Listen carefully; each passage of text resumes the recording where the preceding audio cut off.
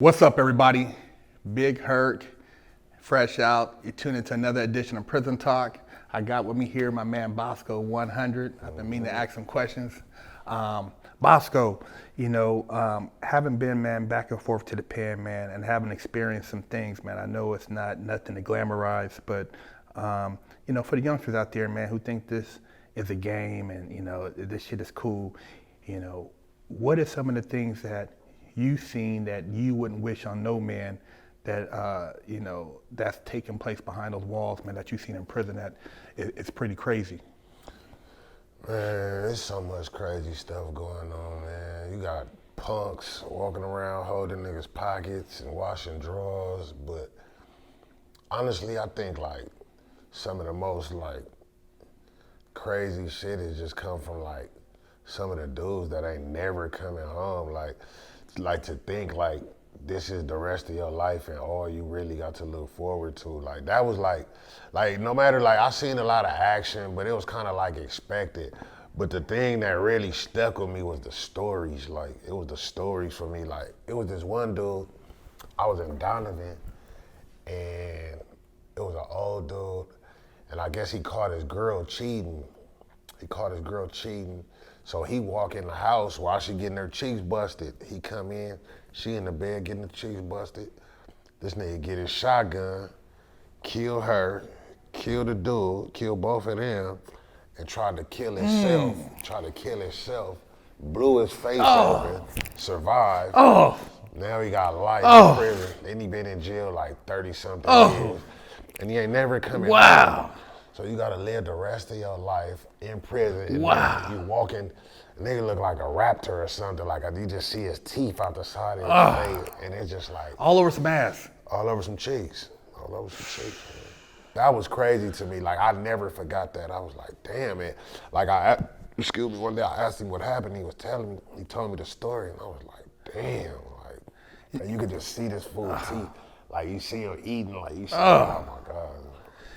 And when you hear stuff like that, man, and you hear it from these people, man, and I tell people, man, I ain't never met a dude who didn't want to go home. They don't want to be in there. It ain't like a lot of these dudes wish they wouldn't have ever done it. Everybody want to go home. You know what I mean? I mean, I've seen some dudes like, come in there at Big Herc and they start crying. You looking around like, damn, homie, I don't know what to tell you, but they like, man, I just want to go home, man. And they up in there and they not bragging like everybody like, one up top. Ain't nobody bragging about nobody. They like, I didn't do it, man. You know what I mean?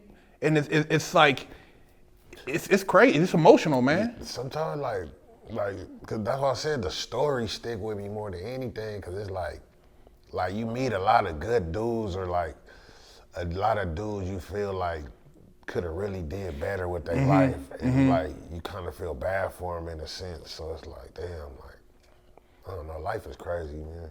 I know, like you said, the lifers and stuff walking the yard, or just dudes who have a lot of time, and then like you say, you talk to them, and you hear some of the stuff, and then dude be like, oh, boy, he got 4 or 5 bodies. Like, oh, dude, he's like, yeah, he was out there.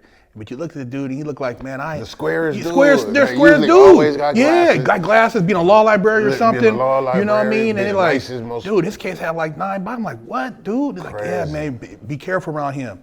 I'm like, it's crazy. Yeah, man. It's like these people, maybe in their 20s or when they were young, you would think this dude was out here just, wilding out. But you get in the pen and it changed your life, man. It's like totally different. Especially like when you really realize that your whole life really just got stripped away from, like you're never coming home. Like when you, like that's a different feeling to you. Like like they tell you got 5 years, like you still have it in your mind. Like you got a date. I'm going home. Like when you really hear that you're never coming home again, like that gotta be that's a different like. You know what I mean? That's a whole different weight on your shoulders. Like, and even going in with a date, man. And like you said, some people go in, they don't come out the same, man. You seen homies like, I mean, you don't see some homies. He's like, damn, that was old boy from, man, you know what I mean? I seen niggas. I got a homie right now. Well, it used to be the homie. He went in there. He went in jail for robbery. He went in jail. He was always like, he wasn't no real active dude, but he was about his little money and shit. Like if it had something to do with some money, he'll be with it. But he was always like a little pretty boy type of nigga, fuck with the bitches and shit. The bitches always liked him and shit. So he ended up hitting a robbery. They robbed some dude or whatever. I guess they tried to rob a dude for some pounds or something. They hit a lick. They passed too. They ended up passing, but they ended up getting caught up on the freeway, throwing shit out the car and shit. Ended up getting pulled over, got caught up. Fast forward, he ended up getting 16 years. And it was crazy because it was like he was keeping in touch for a minute. I was seeing him on Facebook and shit, and like, you know what I'm saying? He'll tap in every now and then. But now, like more recent, they said he turned into a straight flaming punk. Like nigga on the yard, like straight punk. Like straight flaming punk, bro. It's crazy. Damn. So it ain't, you never know how it's gonna affect a person inside, man. Everybody, it can't do the time the same, man. Man, that dude, they said he a straight girl now. And it was crazy because he was that was my young nigga. Like he was cool. He younger than me. I'm 37 now. He might be about 28, 29. Like, so he ain't when that. When got turned out? When got turned out. Little Tommy. Damn. Turned out, straight girl now. Yeah, and it's crazy because he didn't really talk like he still was keeping in touch with. He used to say little shit, but he never say too much. He just be like, "Oh, I see you doing your thing." And, you know what I mean? It was light conversation. We didn't talk too much. And then like he just kind of like slowly like disappeared. Like I just like, you know, from what I noticed. And then so I'm like asking about him now, like, what's up? Nigga straight. Nigga somebody wife in there, man. Nigga's a prison wife. Oh man. I be telling y'all, man, it ain't all what it's cracked out to be, man. It ain't the accolades you think you're gonna get from coming out getting to my OG status. That you keep that shit on the street, man.